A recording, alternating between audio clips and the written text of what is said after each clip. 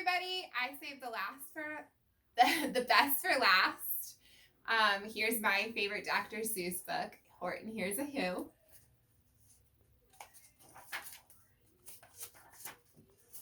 On the 15th of May, in the jungle of Knoll, in the heat of the day and the cool of the pool, he was splashing, enjoying the jungle's great joys, when Horton the elephant heard a small noise. So Horton stopped splashing. He looked toward the sound. That's funny, thought Horton. There's no one around. Then he heard it again, just a very faint yelp, as if a tiny person were calling for help. I'll help you, said Horton. But who are you? Where? He looked and he looked. He could see nothing there, but a small speck of dust blowing past through the air. I say, murmured Horton, I've never heard tell of a small speck of dust that is able to yell. So you know what I think? Why, I think that there must be someone on top of that small speck of dust. Some sort of creature of very small size, too small to be seen by an elephant's eyes. Oh, he's really looking very close. He's trying to see. Some poor little person who's shaking with fear that he'll blow in the pool. He has no way to steer. I'll just have to save him because, after all, a person's a person, no matter how small.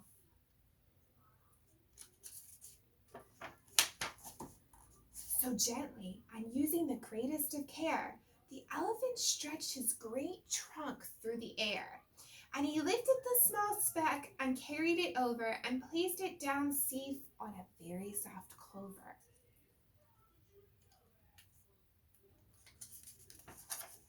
Humph! Huffed a voice. 'Twas a sour kangaroo. And the young kangaroo in her pouch said, humph, too. Why, that speck is as small as the head of a pin. A person on that, why, there never has been. Believe me, said Horton, I tell you sincerely, my ears are quite keen and I heard him quite clearly. I know there's a person down there. And what's more, quite likely there's 2, even 3, even 4. Quite likely a family for all that we know. A family with children just starting to grow. So please, said Horton, as a favor to me, try not to disturb them. Just please let them be. Do you see the tiny family that he's imagining?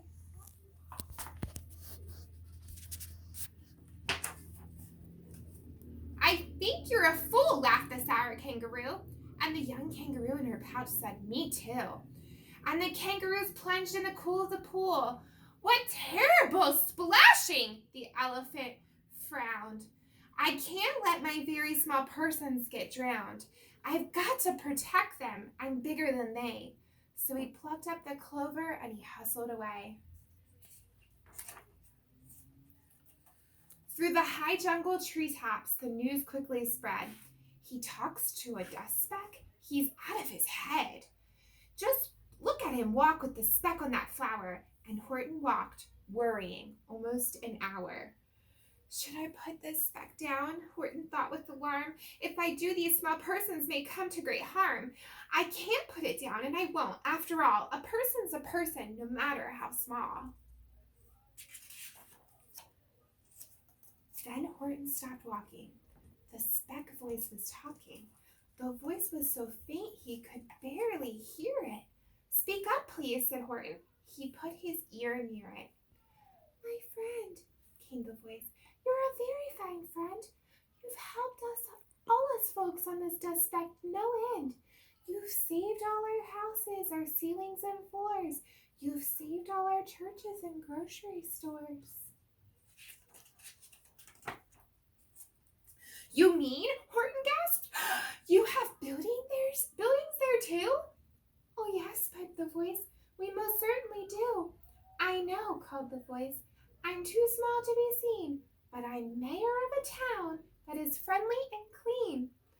Our buildings to you would seem terribly small, but to us, who aren't big. They are wonderfully tall. My town is called Whoville, for I am a Who, and we Whos are all thankful and grateful to you. And Horton called back to the mayor of the town, "You're safe now. Don't worry, I won't let you down."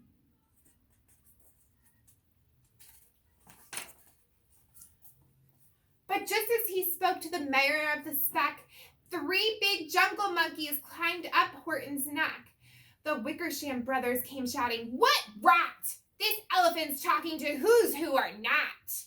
They aren't any Whos and they don't have a mayor, and we're going to stop all this nonsense, so there." Oh no, I hope nothing happens to the Whos.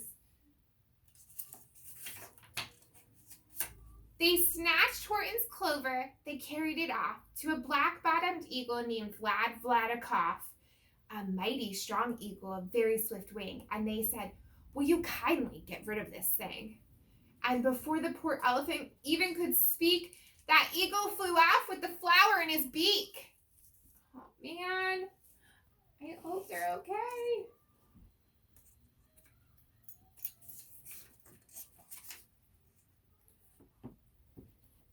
All that late afternoon and far into the night, that black-bottomed bird flapped his wing in fast flight, while Horton chased after with groans over stones that tattered his toenails and battered his bones, and begged, "Please don't harm all my little folks, who have as much right to live as us bigger folks do." But far, far beyond him, that eagle kept flapping, and over his shoulder called back, "Quit your yapping. I'll fly the night through. I'm a bird, I don't mind it. And I'll hide this tomorrow. Well, you'll never find it." And at 6:56 the next morning he did it. It sure was a terrible place that he hid it. He let that small clover drop somewhere inside of a great patch of clovers 100 miles wide. "Find that," sneered the bird, "but I think you will fail." And he left with a flip of his black-bottomed tail. So this isn't the part in the story where I would stop and say, do you think the bird is being very kind? Should we be kind like that to friends? Probably not. We should probably use kind words like our rules in our classroom. I wonder if Horton will be able to find it. This is a big patch of clovers. What do you think? "I'll find it," cried Horton. "I'll find it or bust. I shall find my friends on my small speck of dust." And clover by clover with care, he picked up and searched them and called, "Are you there?" But clover by clover he found that the one that he sought for was just not around.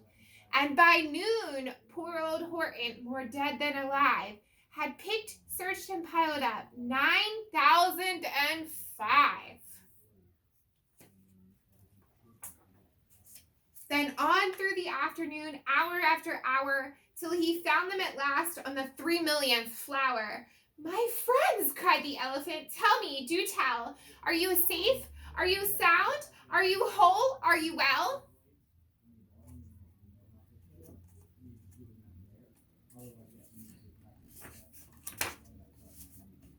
From down on the speck came the voice of the mayor. "We've really had trouble, much more than our share. When the black-bottomed birdie let go and we dropped, we landed so hard that our clocks have all stopped. Our teapots are broken, our rocking chairs smashed, and our bicycle tires all blew up when we crashed. So Horton, please," pleaded that voice of the mayor, "will you stick by us Whos while we're making repairs?" "Of course," Horton answered. "Of course I will stick. I'll stick by you small folks, through thin and through thick." Horton's being a really good friend. He's really helping the Whos. Let's see what happens. "Humph!" humphed a voice. "For almost 2 days you've run wild and inspired on chatting with persons who've never existed. Such carrying-ons in our peaceable jungle. We've had quite enough of your bellowing bungle, and I'm here to state snapped the big kangaroo, "that your silly nonsensical game is all through." And the young kangaroo in her pouch said, "Me too."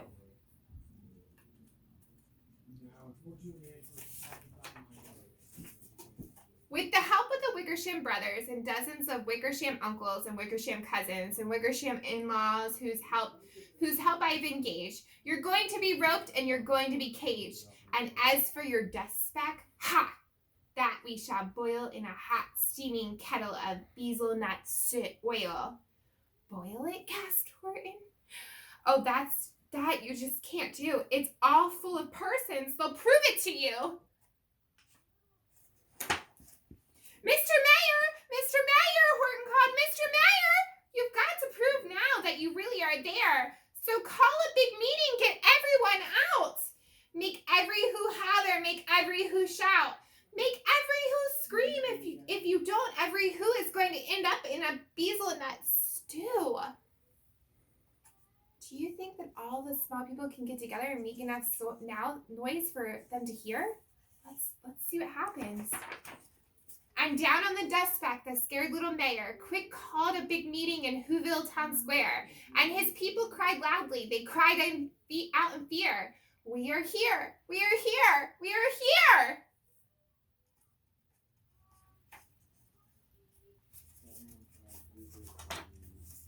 The elephant smiled. "That was clear as a bell. You kangaroos surely heard that very well." "All I heard," snapped the big kangaroo, "was the breeze and the faint sound of wind through the far distant trees. I heard no small voices, and you didn't either." And the young kangaroo in her pouch said, "Me neither."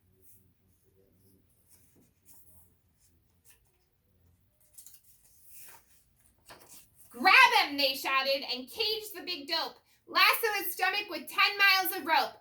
Tie the knot so tight so he'll never shake loose.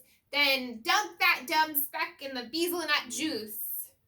Horton fought back with great vigor and vim, but the Wickersham gang was too many for him. They beat him, they mauled him, they started to haul him into his cage, but he managed to call to the mayor, "Don't give up! I believe in you all! A person's a person, no matter how small. And you very small persons will not have to die if you make yourselves heard, so come on now and try."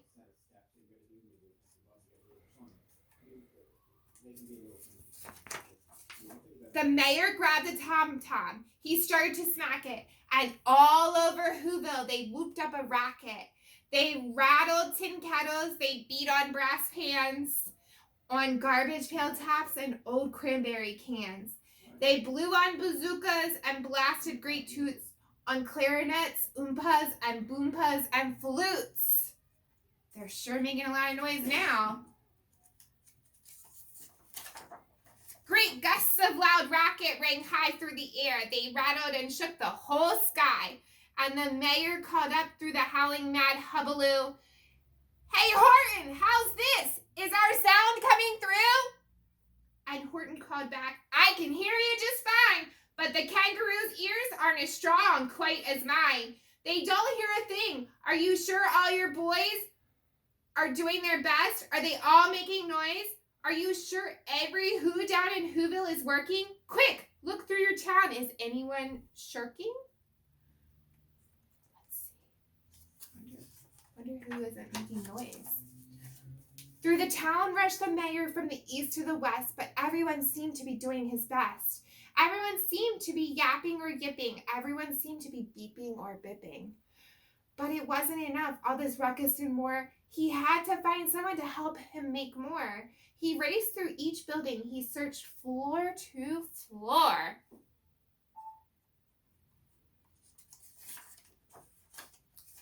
And just as he felt he was getting nowhere and almost about to give up in despair, he suddenly burst through a door, and that mayor discovered one shirker, quite hidden away, in the Fairfax Apartments, apartment 12J. A very small shirker named Jojo was just standing and bouncing a yo-yo, not making a sound, not a yip, not a chirp, and the mayor rushed inside and he grabbed the young twerp.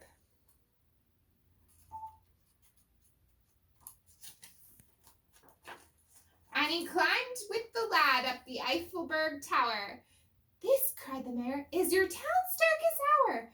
The time for all who have blood that is red to come to the aid of their country," he said. "We've got to make noise in greater amounts, so open your mouth, lad, for every voice counts." Thus he spoke as he climbed. When they got to the top, the lad cleared his throat. He shouted out, "Yep!" Johnny, do you think that was enough noise for them to be heard? I don't know. Maybe the kangaroos are just pretending not to. I don't know. Let's find out.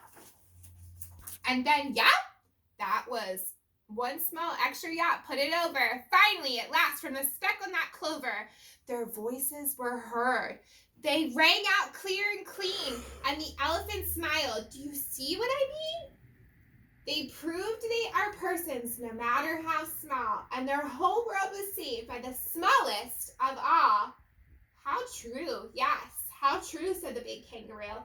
And from now on, you know what I'm planning to do? From now on, I'm going to protect them with you. And the young kangaroo in her pouch said, "Me too. From sun in the summer, from rain when it's fallish, I'm going to protect them, no matter how smallish." The end. Real quick before we leave, if I was Horton, I would have saved the people in Whoville too, no matter how crazy people looked at me. What about you, Johnny? What would you have done if you were Horton? I think you did the right thing. Yeah. All right. I look forward to seeing you soon.